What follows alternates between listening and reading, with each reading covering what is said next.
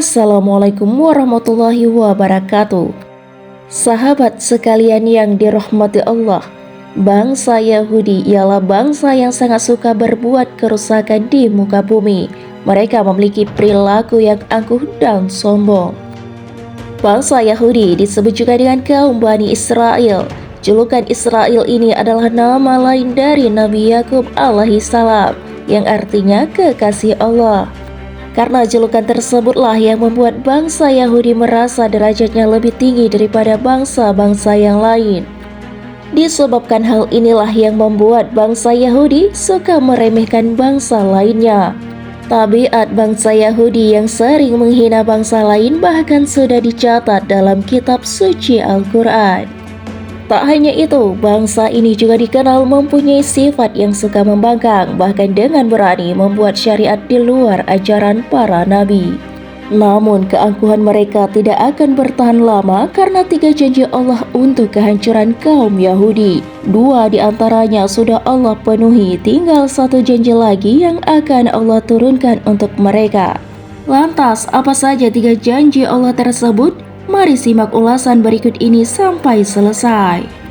Janji Allah yang pertama untuk kaum Yahudi ialah hukuman untuk kaum Yahudi. Sikap yang paling menonjol dari kaum Yahudi ialah pembangkang dan sangat suka membuat kerusakan di muka bumi. Ketika kaum Yahudi melakukan kerusakan pertama, kemudian Allah mendatangkan hamba-hambanya untuk menghancurkan kaum Yahudi. Bahkan mereka diusir sampai bercerai-berai di seluruh penjuru dunia. Sebagaimana firman Allah dalam Al-Quran, "Dan telah kami tetapkan terhadap kaum Bani Israel dalam kitab itu, sungguh kamu pasti akan berbuat kerusakan di muka bumi ini 2 kali. Dan pasti kamu akan menyombongkan diri dengan kesombongan yang besar. Maka jika datang saat hukuman kejahatan pertama dari kejahatan itu, kami mendatangkan kepadamu hamba-hamba kami yang mempunyai kekuatan besar. Kemudian mereka mencarimu keluar masuk kampung ke seluruh negeri, dan itulah ketetapan yang pasti terlaksana." Quran Surat Al-Isra ayat 4 dan 5. Ayat ini turun di kota Mekah jauh sebelum umat Islam memiliki kekuatan di kota Madinah. Menurut sejarah, bangsa Yahudi sudah berkali-kali mengalami kehancuran sebelum datangnya Islam. Bangsa Yahudi juga pernah hampir punah dengan kekuatan Babilonia dan Roma. Hal ini juga terjadi sebelum agama Islam datang. Bahkan pada waktu kepemimpinan Umar bin Khattab, seluruh kaum Yahudi diusir dari tanah Palestina dan negeri Syam. Mereka semua hancur dan tak lagi membuat kerusakan. Janji Allah yang kedua ialah kebangkitan sementara untuk kaum Yahudi.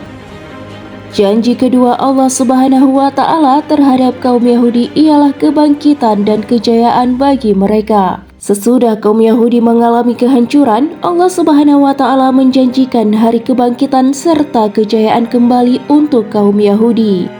Allah Subhanahu wa Ta'ala memberikan kesempatan kepada kaum Yahudi untuk mengalahkan orang-orang yang sudah mengusir mereka dahulu. Seperti yang kita ketahui bahwa kaum Yahudi kembali menduduki tanah Palestina dan Syam sebagaimana firman Allah Subhanahu wa Ta'ala dalam Al-Quran.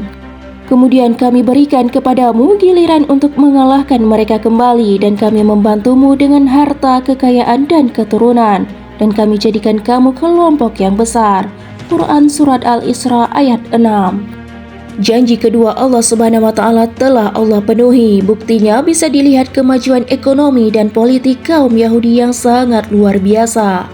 Akan tetapi mereka kembali menyombongkan diri dan kembali membuat kerusakan di muka bumi ini. Hampir seluruh kekuatan militer negara barat mendukung Yahudi. Namun janji kedua yang sudah terjadi itu tidak akan bertahan lama.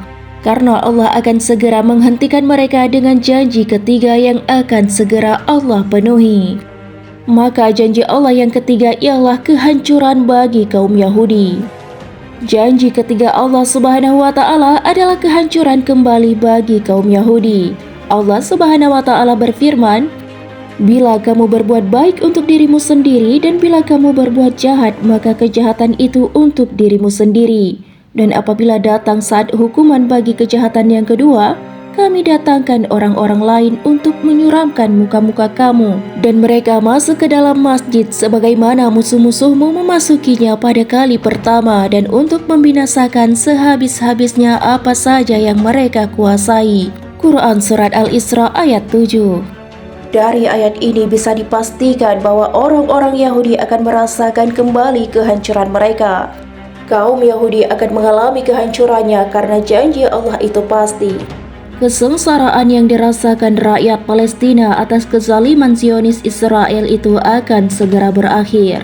Demikianlah untuk pembahasan mengenai ayat-ayat Al-Quran tentang kehancuran kaum Yahudi. Semoga janji Allah yang ketiga akan segera dimulai. Wallahu a'lam bishawab.